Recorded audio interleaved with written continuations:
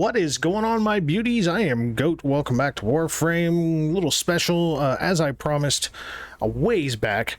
Gonna go through the Incarnon Genesis adapter weapons tier list. Now, I've got two tier lists. This is the base tier list, and then the next one is going to be with rivens. Now, yes, rivens can buff any weapon within reason, but there is kind of a specific way of going about rivens to really maximize these Incarnon Genesis weapons. Some of them are really good. Some of them are like, what in the fuck?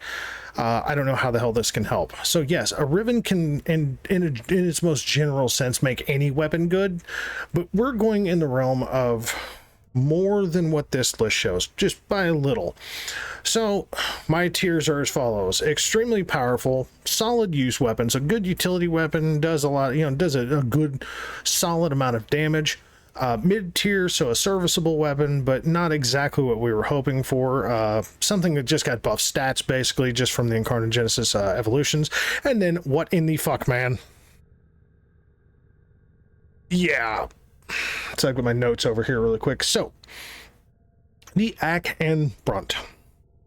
The Ack and Brunt. If it wasn't for its Incarnon function actually throwing a little heat axe out there, this would be more in the range of buff stats. But it's actually kind of like mid-tier, serviceable, good, decent utility melee. It's nothing outstanding, but it's definitely usable.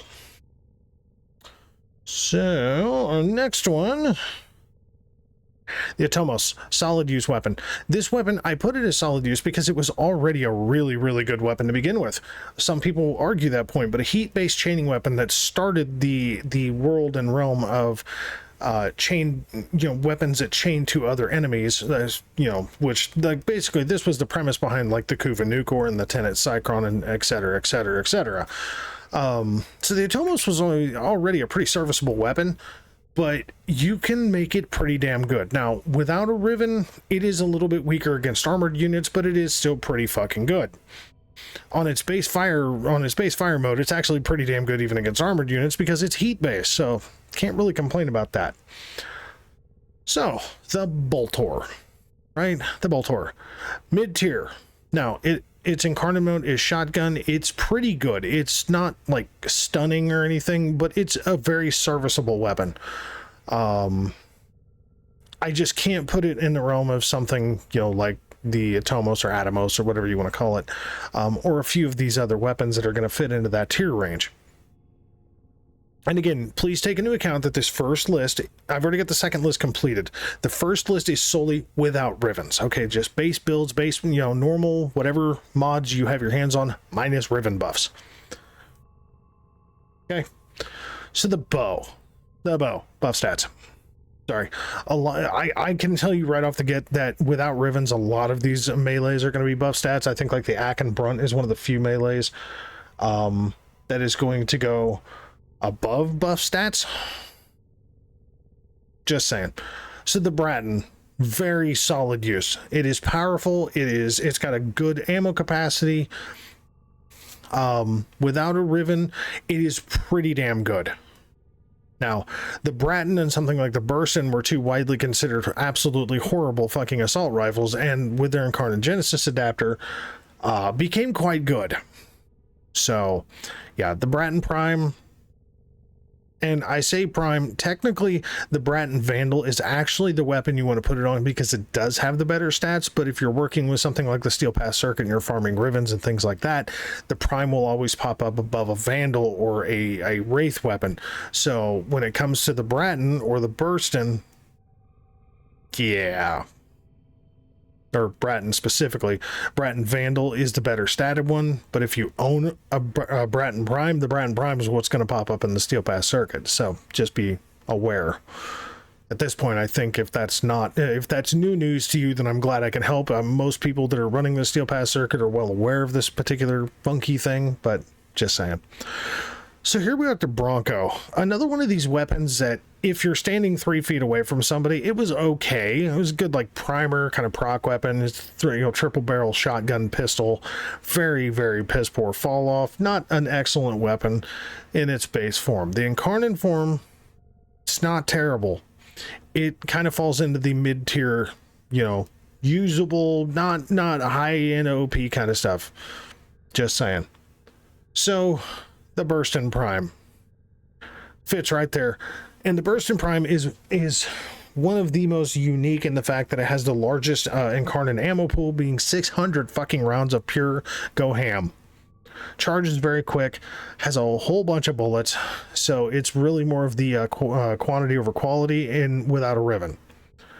Finally, we get in top tier with the ceramic dagger. This thing, even without a riven, is busted as shit. It's excellent for stat sticking. It is overall just very powerful to use. And because of the heavy attack projectiles, it really makes it something fun to use.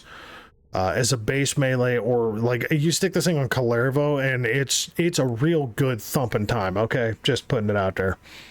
So the Despair is our next one. The Despair, basically, its Incarnon mode is just sticky explosive bombs. Basically, you throw it at an enemy and it, you know, you can either throw it at the ground and it blows up, or you can stick it to an enemy and it blows up.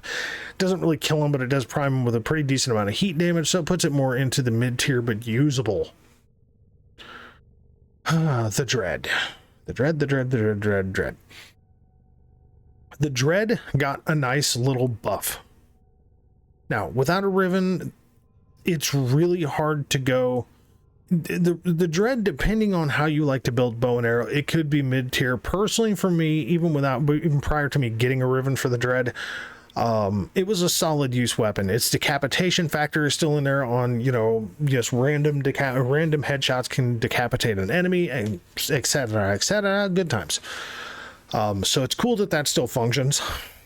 So, good times. So, dual Ichor. The dual Ichor, little crazy infested axe looking sword things that give you the screen clutter toxin clouds of death. You can do some really crazy builds with these things, but the overall base statistics of these things make them kind of funky.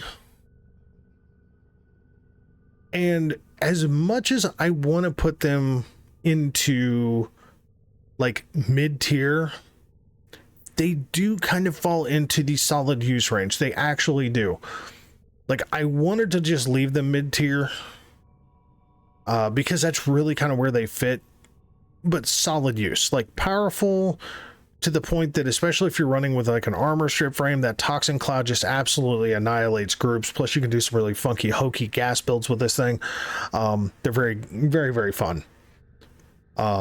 Again, swords don't exactly have the best, you know, dual swords don't exactly have the best stances, but the dual Ichor kind of overcome that with the Incarnon side. Dual Toxicist, next on the top end of the list. These fucking things went from busted in every way that was bad to busted that is in every way that is good. Yeah, these are fun. They kept the headshot function that they already did. Okay, so by increasing fire rate and basically spreading a little toxin cloud on people's faces, except now the Incarnon mode turns into a set of machine pistols, and so they go full fucking ham and just destroy things, and these things are quite good at killing acolytes among Archons. So it's a good time. Really, really good time. Furax, buff stats. That's literally all it is. I mean, basically the Incarnon side of the Furax Wraith, whatever you're using, is basically Rhino Stomp as a heat proc. And it's short-lived. It's just kind of a funky little quirky thing. The Furus without a riven, okay? The Furus without a riven at a bare minimum, okay? And I am saying at a bare base minimum, can be here. I'm going to put it here because the Furus built properly with a ton of heat procs just absolutely annihilates enemies. No riven, just go burn people to death. You can have a negative Grenier on a riven roll, as I do, and it will still kill the shit out of Steel Path Grenier quite easily. So the hate. The hate is a solid use weapon, and it actually comes back to the fact that the hate was a solid use weapon before, okay? The hate is, in my personal opinion, I want to say the second best scythe in the game, okay? The Reaper, obviously, in my opinion, just my opinion being the first best, but the hate was already a good a really, you know, solid use scythe anyway.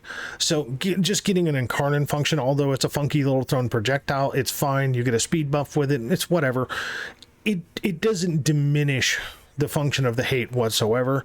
Yes, it does buff the stats, but it was already a solid use weapon before. Like, it wasn't like an unpopular weapon before. The kunai, at best, mid-tier but usable, and quite simply because this thing solely, once you get the Incarnon mode, is a multi-shot headshot seeking weapon. Simple, end of story, donezo. That's it. The Lotto, specifically the Lotto Vandal. This thing is fucking powerful. No Riven, when you do the weapon swap on this thing, it is red crit central with this fucking thing. Now, granted, it's only 4 seconds, but it's a type of gameplay that really plays heavily into stat, you know, into like, you know, stat priming coupled with, you know, finishing weapons and things like that. So getting used to doing weapon swaps to stat prime anyway, this just helps you use a weapon like this quite well. And when you do it, oh my god, this thing turns into a little red crit shotgun of death. Good time. Very, very, very good time. Another one of the assault rifles, although it's a semi-auto, another one of the assault rifles that was widely considered to be absolute dog shit, the Latron. Oh my lord, the Latron. No Riven necessary. This thing is a fucking killer. And surprisingly, on this side of the list, and I think I may have it a little wonky now that I think about it on the other thing, so I may have to change it once we get over there because I forget. I shot this video and realized that I forgot to unmute my mic the entire time, so such is life. I have to reshoot it. So I reset this and I haven't checked the other page, so this could be completely skewed. It's a good time. But yeah, no, the Latron is basically, it charges up pretty damn quick. It fires little exploding balls of death and nothing likes it. It's like the big dislike thumbs down weapon from enemies. Yeah, they really dislike this thing with a fucking passion. Also, with the Lex. The Lex was a piss poor, basically Desert Eagle of Warframe. Slow fire, slow reload, puncture based or impact based. I mean, just overall a very, very not good pistol. Easy to farm, like super easy to farm, because it's like everything's common for it. So sure. And then the Incarnon Genesis comes out, and now you have an Archiplasmor in your hand. It is really fucking powerful. Now, the Miter. And this may surprise a few people, but the Miter is solid use. I have one reason behind this, and one reason only. With no Riven, the halved ammo capacity in comparison to the Latron is why the Miter is 1 tier lower. The Latron has 40 rounds, the Miter has 20, but the Latron does random bouncy balls of explosive death to where the Miter seeks out enemies. The problem is that the Latron just seems to perform better overall. The Miter and the Latron literally charge just as easy as the other, and with the Miter specifically seeking enemies, it is quite powerful. It's very, very solid, good, powerful use. But with it only having 20 rounds, it does kind of hurt it in comparison to something like the Latron. Again, this is very subjective. This is just my opinion. Don't take this shit personal if you don't like it. The Nami Solo. No Riven means no. Oh, dear God. Look at me go. Buff stats. Sorry. Right there. Buff stats. With no Riven, buff stats. Now, with a Riven, things can get very different. So here we are in the final category. What in the fuck, man?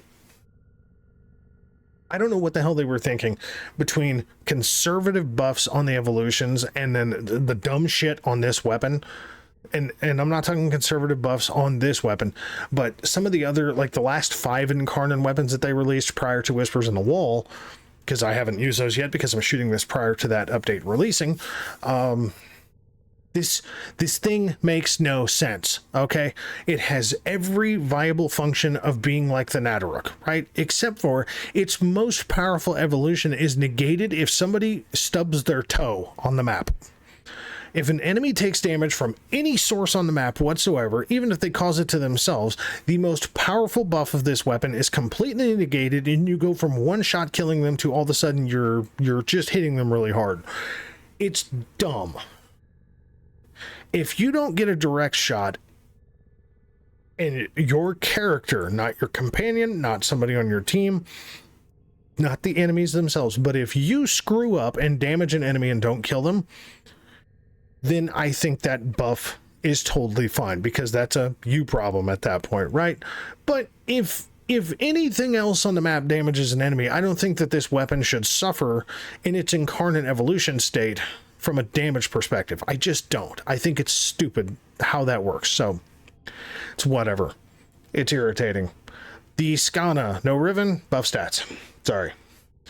Along with the... Let's see, where'd it go?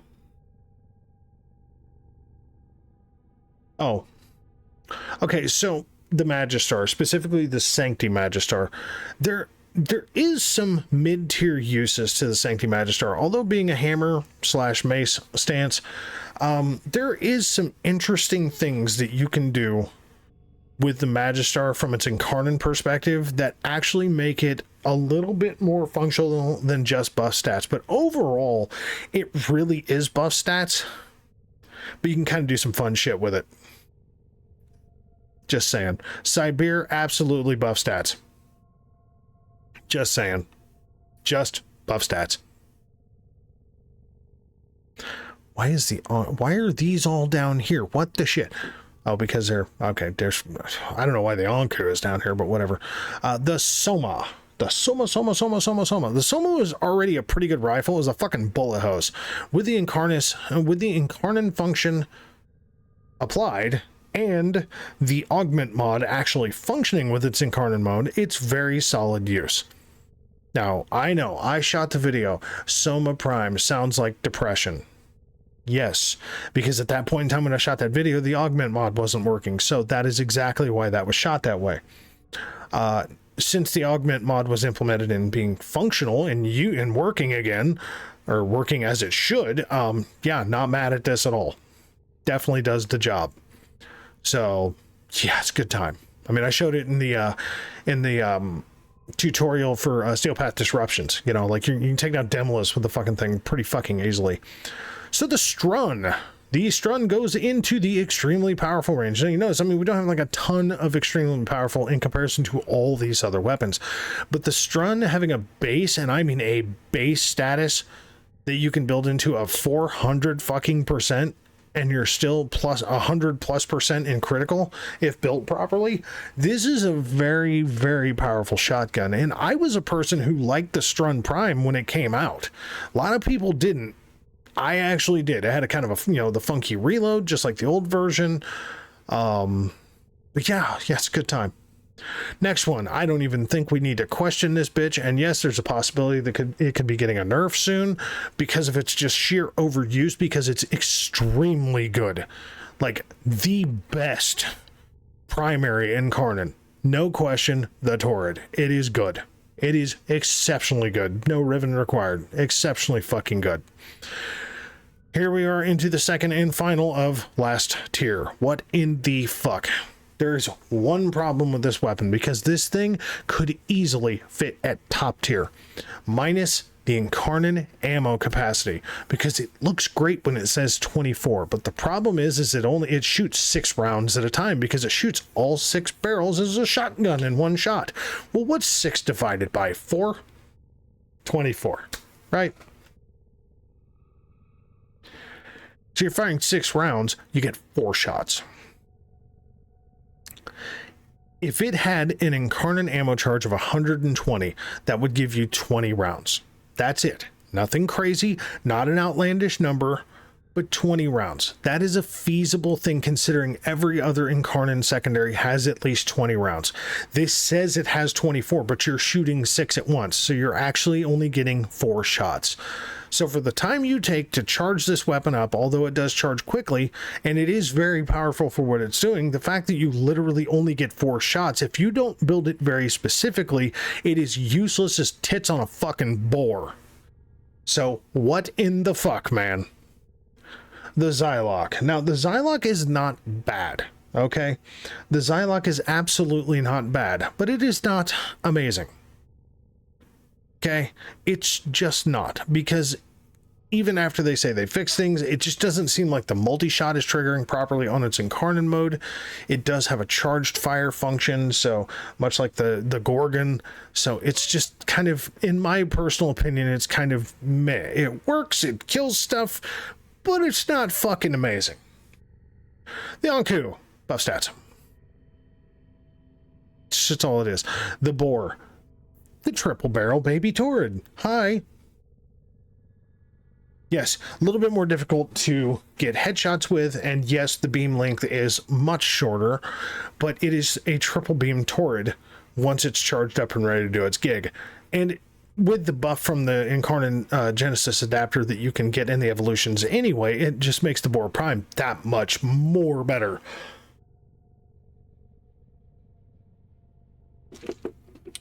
Because prior to Incarnon Genesis adapters, the Boar was kind of piss poor. The Angstrom, mid-tier at best. Heat-based, random bouncy balls of little fired, heat procs. Nothing amazing, nothing on the shit side of the stick, right? Gorgon, same kind of deal. Charge shot is same kind of deal as the Xylock in its sense of charge shot. Now, granted, they did fix the fuck out of it from when it first came out, because it was horrible when it first came out. But with this, you can actually stick the explosive onto an enemy, which is a good time. So it's kind of like a mix of the Angstrom and the Despair. And yeah, like, one of the suffering problems of the Bronco is because it's such a horrible weapon to try to get headshots with. Personally, I think they should do like they did with the Torrid and the Angstrom and make it to where as long as you hit the enemy, you get charged shots. I think because the Bronco, especially without a Riven, is just nothing of wonder and amazement. It's just okay. So yeah, so that's the Gorgon. And then the Gamma Core. Without a Riven, I'm going to tell you right now, buff stats. Granted, it is cold proc as far as its little explosive area, which is good.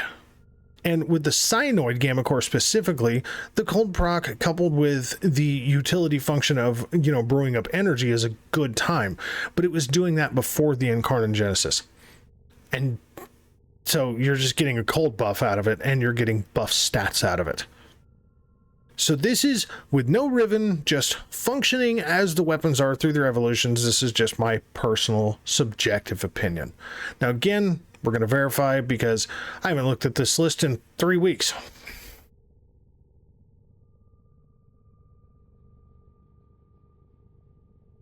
You'll notice, with Rivens, some shit changes. With the right roll, honestly, that's one that I thought was going to need to move.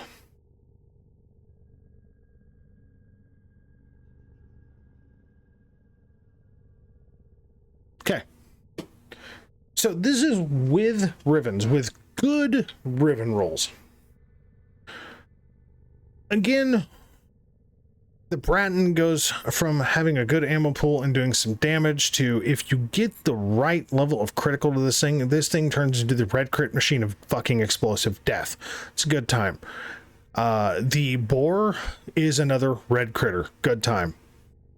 The Ceramic Dagger, because even though the Riven disposition is most certainly going to drop, I'm expecting a fat Riven, or a fat disposition drop come TennoCon. But as of right now, I'm seeing the occasional Riven rolls of 350+% critical chance, not including the heavy attack. And considering, like, I primarily use it either as a stat stick or on Kalervo, that much heavy attack on Kalervo is busted. We're talking like 1200 fucking % crit. It's a good time for a heavy attack. It's a really good time. Dual Toxicist with a Riven just is a pure ripper, as well as the Furious. The Lato was already really good. It just got better with a Riven. The Latron was already really fucking good. Absolutely fucking destroyed. I mean, it just deletes existence with a Riven, as does the Lex. The Dread stepped up, right? The Dread, absolutely. This thing just red crit. It's like the Nataruk without needing a perfect shot. It's a good time. The Strun stays right up there. The Torrid stays right up there. And yes, you just saw me move the Miter up there because with the Riven, the Miter, even with its ammo deficiency, absolutely competes with the destructive nature of the Latron. Now, the Atomos pretty much stays right where it was, and it's, again, because the only thing that it suffers from it is still weaker against armored units, although with critical buffs that you can apply from a Riven, you can absolutely soften that particular damage, and it could go into the extremely powerful, but in comparison to these, the Atomos is very solid. It is quite powerful. It just doesn't quite compete with something of these. The Bronco made a step up from a mid-level weapon to getting, basically just annihilating Steel Path Grenier, easily. The Burstin. Now, you would expect that the Burstin would go up, but the problem with the Burstin is that unless you get a pure, unadulterated God roll, okay, and this isn't taking out of the equation that the Burstin could go up if I had some crazy God roll on this thing. Where the Burstin suffers is very simple. The Burstin has exceptionally low base damage. No matter what the hell you do, the Burstin has exceptionally low base damage. So without having just ridiculous critical chance, critical damage, you're still going to be hitting, even if you're like mine, red crits constantly. You don't even see yellow or orange crits with mine. Mine is just super crits all the fucking time, but it's lower base damage. So that base, the amount of damage that you're doing isn't as good. So it really still is quantity over quality, to where the Latron or the Bratton is just like, here, I'm going to shoot you like once or twice and you're going to die. The Latron is, I'm just stumbling over myself here. The Bratton, 1 or 2 shots, something dead, right? The Burstin is like 10 shots and it's dead. But you're also working from 200 rounds, 150 or 200 rounds compared to 600 rounds. So does it even out? Yes, but is it as powerful? No. Dual Iker. Yeah, Dual Iker stepped up from mid-level to very solid. Absolutely. The Hate stayed right where, not mid-level. The Hate stepped up into the Solid. Oh, no, I kept it there. See, that was the other one. So the Hate stays right here at the very solid because that's exactly what it is. With the Riven, the Nami Solo steps up because all of a sudden you can stat stick with a fucking machete. And you can do some pretty serious damage with this fucking thing. So it's a very good time. And guess what? The Soma stays put exactly where it is because the stats are so subtle. Okay, the stats are really fucking low on the Incarnon side, so it's really the primary side that you're living life with, because the Incarnon side is just a third or 25% of what the fuck the primary side of the gun does. So it's a really curiosity. It's a real curiosity to me. So mid-level, right? Akin Brunt, right where it was. Boltor, right where it was. Not to say that it's bad, but again, you got to compare to what's above it. Okay, Boltor, not terrible, not great. Like, it's good, very, very serviceable. Mid-level, low-level Steel Path, low to mid-level Steel Path, wouldn't really go higher than that. Despair definitely jumped up, right? Like, it's still mid-level, but it's like at the top end of mid-level. It could be in the range of very solid depending on the roll that you get with the Riven, because all of a sudden that little explosive sticky bomb that you're throwing at people will kill them. The Kunai was more on the serviceable side of things because you could headshot people. Now, if you get enough crit in the fucking Riven roll, you will just kill them. Magistar, same fucking place, stayed right where it was supposed to. Now, the Angstrom, on the other hand, still falls in that mid-level tier, but it is far more powerful. It is so much more useful to actually have the heat balls status procking and killing people rather than just status procking them. The Gorgon, same kind of deal. Better to kill than just proc. Just buff stats. Okay? The Bow, the Furax, the Skana.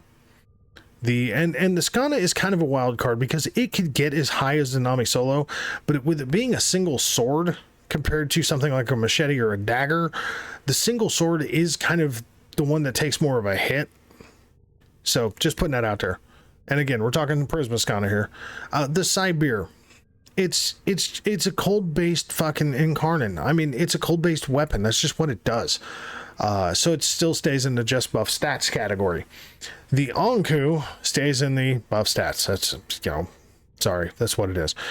Now, where I hit the wall was with two specific weapons, being the Xylock and the Gamma Core, because I was personally expecting more. Okay, I really was. Now, with the Cyanoid Gamma Core giving you that big cold bubble that you can hit on enemies, that is good. That is the bonus to it. But if that's the only bonus that you get, I find that to be a very weak Incarnon. The Xylock, with it just not hitting as hard as all of the numbers are saying that it should be hitting, it's not that it's bad. I just find that it is far weaker than I expected this thing to be.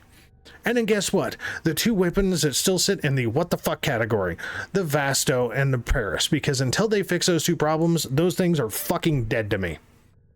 So, without rivens, we have the Ceramic Dagger, Dual Toxicist, Furus, Lotto, Latron, Lex, Strun, Torrid, and the Boar. And then we have the Atomos, Bratton, Burstin, Dread, Dual Iker, Hate, Miter, and Soma as B tier, basically. C tier would be the Ack and Brunt, the Boltor, Bronco, Despair, Kunai, Magistar, Xylock, Angstrom, Gorgon, and Prisma Angstrom, Prisma Gorgon specifically.